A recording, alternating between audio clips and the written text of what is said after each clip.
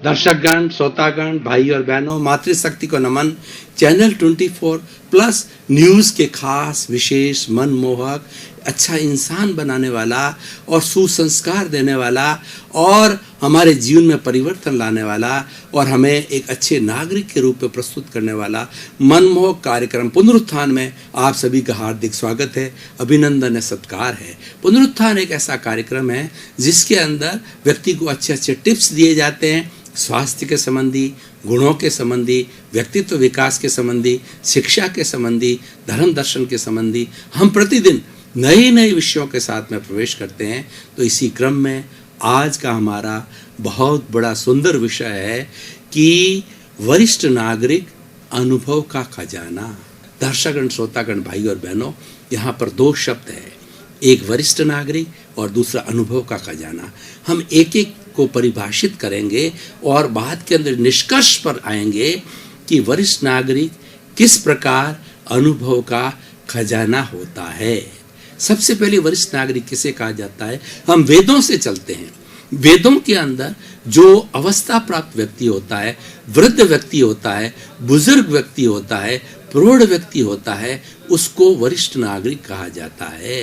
वहाँ पर वरिष्ठ नागरिक पहले शब्द नहीं था, लेकिन वहाँ पर वृद्ध जन को कहा जाता था, अनुभवी व्यक्ति को वरिष्ठ नागरिक कहा जाता था। उसके बाद के अंदर उपनिषद देखें, पुराण देखें, स्मृतियाँ देखें, त्रिपिटक देखें, आगम देखें, सभी हमारे भारतीय ग्रंथ है, उसके अंदर वरिष्ठ नागरिकों को शुरू से परिभाषित किया गया है और उसको समाज के अंदर बड़ा ऊंचा स्थान दिया जाता है। उनको आदर की नज़र से देखा जाता है क्योंकि वो अनुभव प्राप्त होते हैं।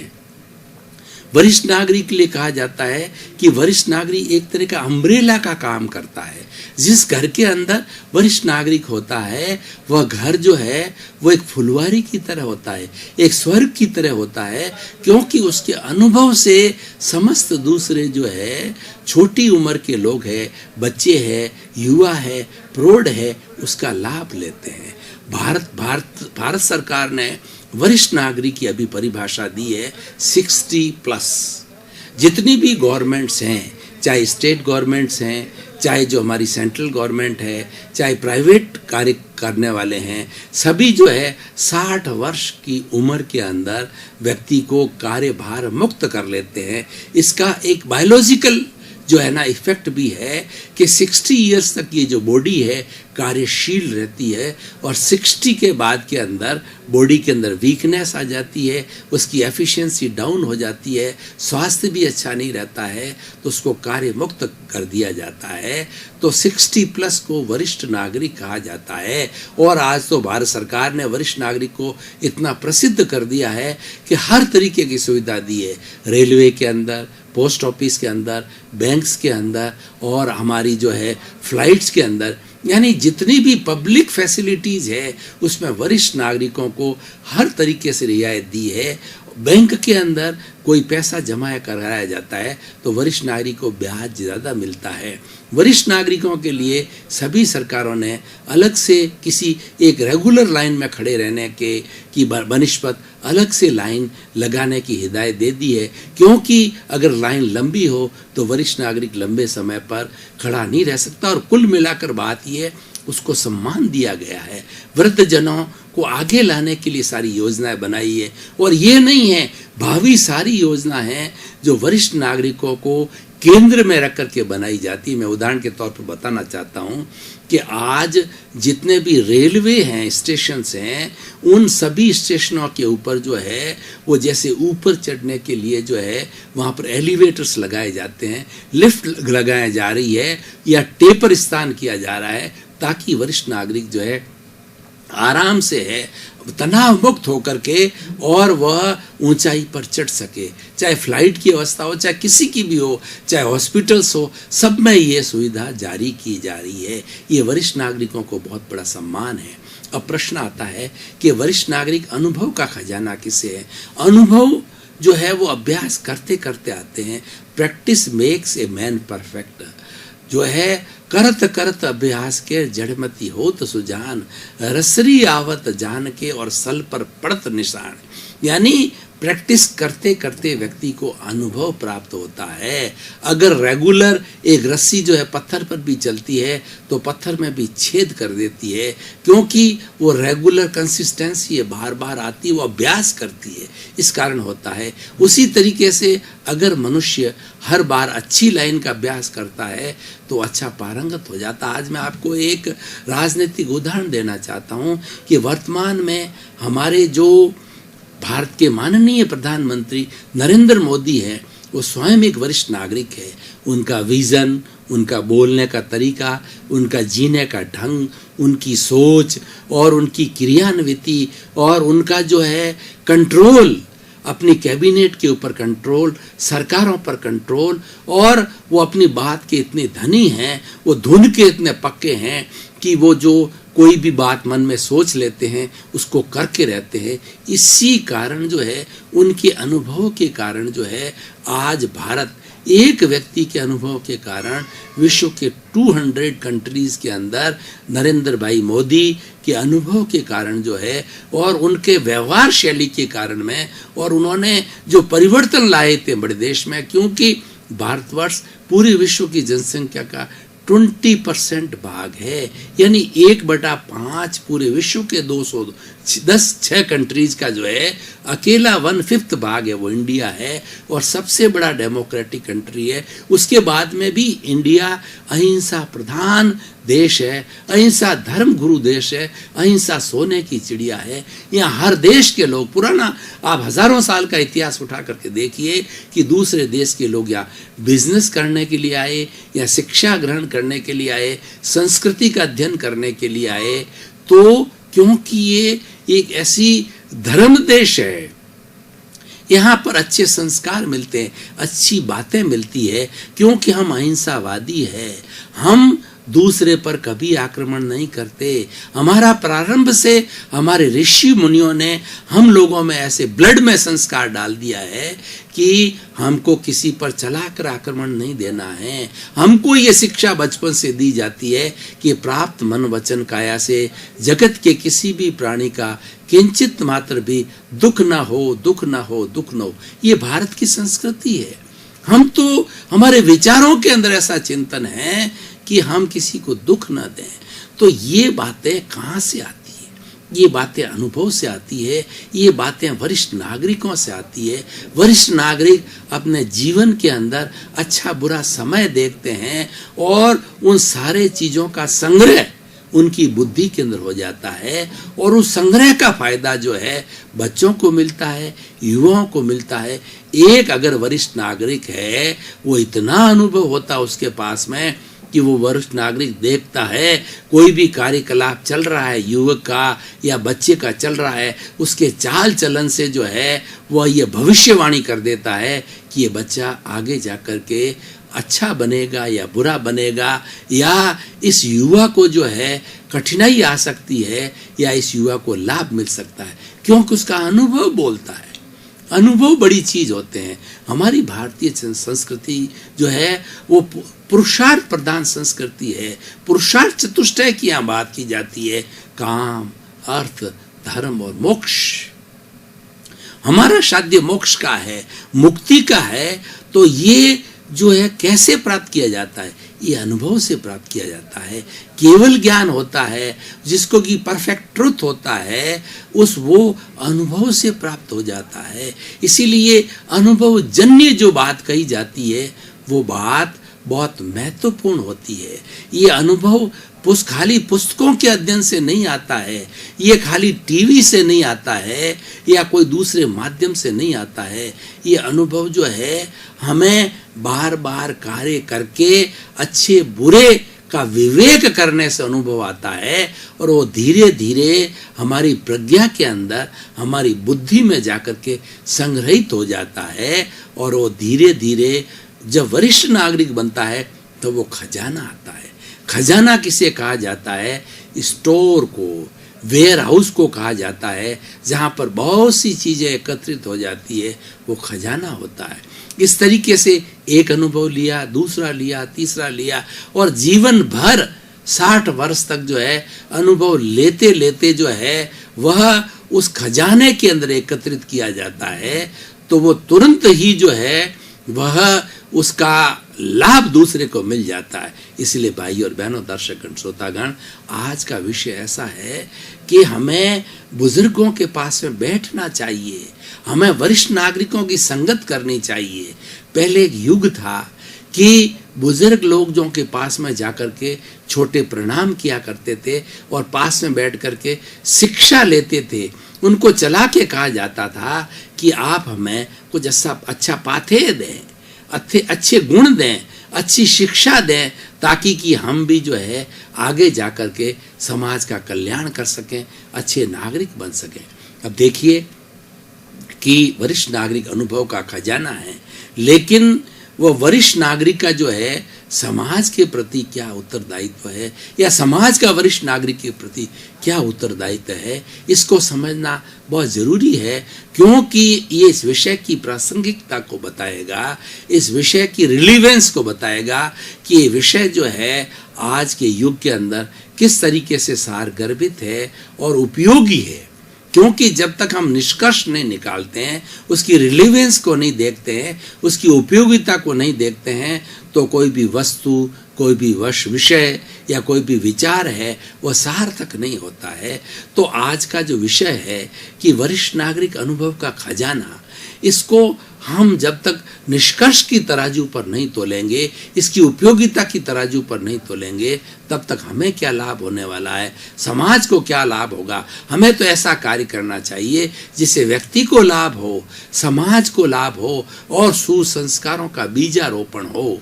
ऐसा कार्य जो है वो किया जाना चाहिए। अब देखिए कि वरिष्ठ नागरिक ने 60 वर्ष तक अपने जीवन के अंदर ऊंचा नीचा और कई तरह का जो है वो बातें सीख करके सहनशीलता रखी और उसने कष्ट सहिष्णुता रखी और उससे जो है अनुभव को प्राप्त किया।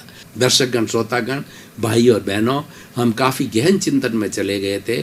अब थोड़ा सा तरोताजगी के लिए ब्रेक ले रहे, ब्रेक के बाद पुनः हाजिर हो।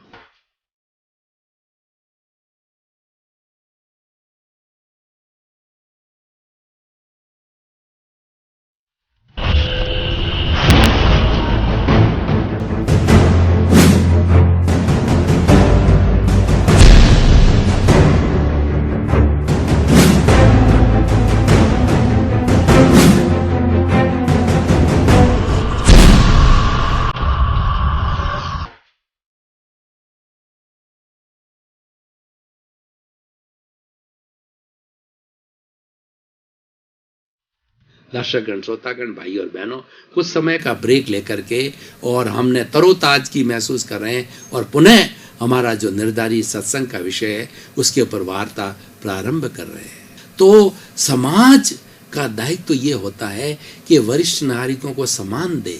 घर के अंदर माता पिता को सम्मान दिया जाना चाहिए, क्योंकि वो सम्मान के योग्य हैं, वो अनुभव के खजाने हैं, वो एक अम्ब्रेला है, वह एक क्या कहना चाहिए कि संसार का तीर्थ है। माता पिता संस्कार के बहुत बड़े तीर्थ है। मैं एक उदाहरण के द्वारा आपको बताना चाहता हूँ भाई और बहनों कि शिव और पार्वती जो है वो हमारी भारतीय संस्कृति के अंदर देव जो है पूजनीय देव है। इनके 2 पुत्र थे, एक तो गणेश जी थे जिसकी कि हमेशा श्री गणेशाय नमः कोई भी मांगलिक कार्य होता है उसमें पूजा की जाती है, और एक उनका पुत्र कार्तिकेय था। तो गणेश जी शरीर के अंदर भारी थे, कार्तिकेय पतला था, और कार्तिकेय का जो वाहन था वो गरुड़ था, जो कि एक जो है वो वायुयान की रफ्तार से उड़ने वाला था, और गणेश जी भारी भी थे और उनका वाहन जो है मूषक चूहा था।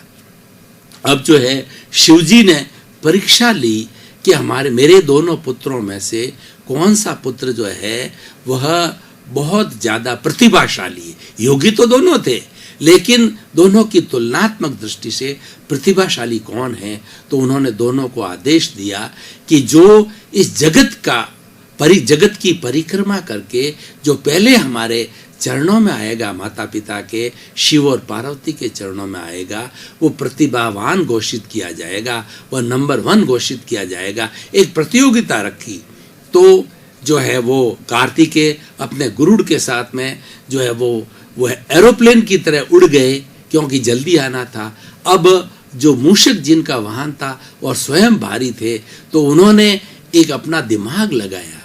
उन्होंने जो एक समर्पण की बात दिमाग में आई, उन्होंने शिव और पार्वती जहाँ विराजमान थे उनके 2 या 4 चक्कर लगा लिए। चक्कर लगा करके, क्योंकि वो दूरी सबसे छोटी दूरी थी, और उनके चरणों के अंदर हाजिर हो गए। और कार्तिकेय बाद में आया।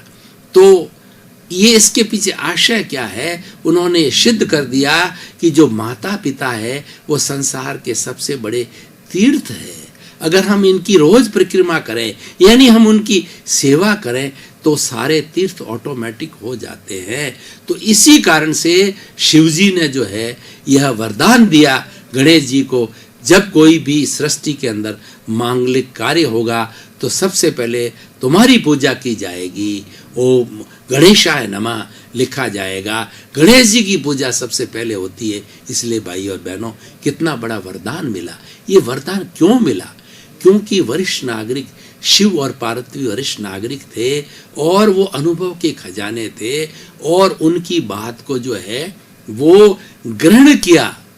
जो इन्होंने, जो गणेश जी ने ग्रहण किया, तब जाकर के उनको वरदान मिला। इसीलिए हमारे इस संसार में जो भी वरिष्ठ नागरिक हैं, चाहे माता पिता है, चाहे बड़े भाई है, चाहे कोई भी जाति का है, लिंग का है, कोई स्थान का है, वो कैसा भी है, वो स्वस्थ है अस्वस्थ है, वह पूजनीय है। ये आज का निष्कर्ष है इस विषय का कि वरिष्ठ नागरिकों को वो पूजनीय हैं, उनकी पूजा की जानी चाहिए। और हमारी भारतीय संस्कृति है, प्रणाम की संस्कृति है।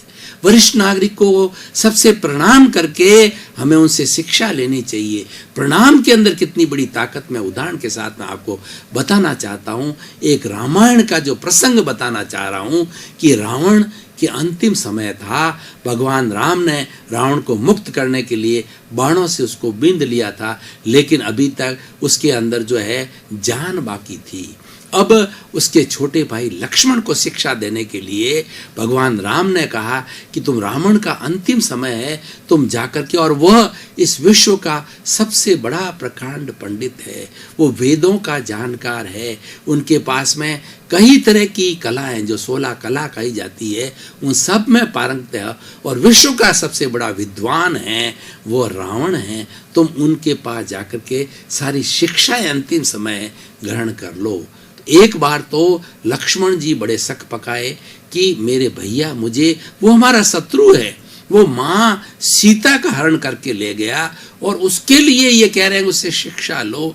लेकिन फिर क्योंकि वो अपने बड़े भैया के प्रति बड़े समर्पित थे, तो बड़े आदर भाव के साथ में वो रावण के सिर की तरफ जाकर के खड़े हो गए, और हाथ जोड़ करके खड़े हो गए, और कहा कि मुझे आपके पास में जितना ज्ञान है वो ज्ञान मुझे प्रदान करें। तो रावण ने उनकी तरफ आंख उठा करके भी नहीं देखा, काफी ना बोले ना आंख उठाए, नहीं, वो उपेक्षा की। काफी देर खड़े होकर के, और जो है वो लक्ष्मण जी पुनः राम के पास आए और कहा कि मेरी तो उन्होंने एक बात भी नहीं सुनी, मेरी तरफ आंख उठा के भी नहीं देखा। तो उन्होंने कहा तुम खड़े कहाँ थे कि मैं उनके सिर की तरफ खड़ा हूँ। अब मैं कहता हूं तुम उसके पैरों की तरफ जाकर के खड़े हो जाओ, यानी तुम प्रणाम की मुद्रा में खड़े हो जाओ, तो तुम्हें ज्ञान मिलेगा। वो गए और वो रावण के पास पैरों की तरफ खड़े हुए। तो रावण ने कहा लक्ष्मण भैया, मेरे पास ज्ञान तो बहुत है, मुझे शिव जी का वरदान है, पर मेरा अहंकार के कारण ये दुर्दशा हुई है, तो मैं तुम्हें शिक्षा देना चाहता हूँ, सबसे बड़ी मुख्य शिक्षा देना चाहता हूँ कि जीवन में कभी भी अहंकार को मत लाना। जैसी मेरी दुर्दशा हुई, किसी अन्य की दुर्दशा नहीं हुई, जीवन अहंकार शून्य होना चाहिए।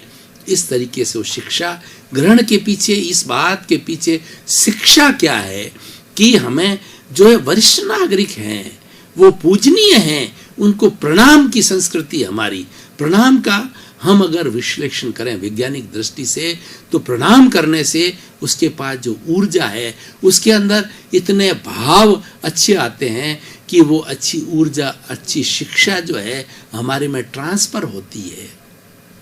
क्योंकि हम उनमें भी चेतना है, हमारे में भी चेतना है, वो आशीर्वाद देते हैं हमें, और आशीर्वाद बहुत बड़ा फलवान होता है। माँ का आशीर्वाद जो है ना, एक बहुत बड़ा हमारी भारतीय संस्कृति के अंदर स्थान रखता है, और इसकी बहुत बड़ा महत्व है कि माँ का आशीर्वाद मिला, पिता का आशीर्वाद लिखा, बुजुर्गों का आशीर्वाद लेना, ये आज के इसका निष्कर्ष है। अब भाई और बहनों, हम दर्शकगण, श्रोतागण, थोड़ा हम देखें कि हमारी संस्कृति बिगड़ती जा रही है।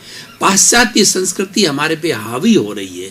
पाश्चात्य संस्कृति के अंदर प्रणाम की संस्कृति, सम्मान की संस्कृति, वो जितनी हमारी भारत के अंदर है उतनी वहाँ संस्कृति नहीं है। वो हेलो हाय की संस्कृति है, और हमारी जो है प्रणाम की संस्कृति है, नमस्ते की संस्कृति है हमारी। हम हेलो हाय नहीं कहा करते हैं, हम कहते हैं स्वागत कहते हैं, हम प्रणाम कहते हैं, जय जिनेंद्र कहा जाता है, श्री राम कहा जाता है, श्री कृष्ण कहा जाता है, भगवान का नाम लिया जाता है, हाथ को जोड़ा जाता है, नमन किया जाता है। ये हमारी विशेषता है।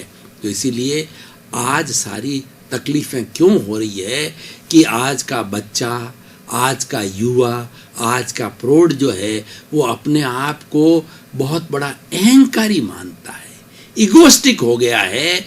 हर एक ये जानता है कि मैंने तो बहुत प्राप्त कर लिया। अरे भैया, फेसबुक से और आपके व्हाट्सएप से, इंटरनेट से, गूगल से, पुस्तकों से ज्ञान किया है, वह पुस्तकीय ज्ञान है। असली ज्ञान तो वरिष्ठ नागरिक अनुभव का खजाना है। असली ज्ञान अनुभव में है।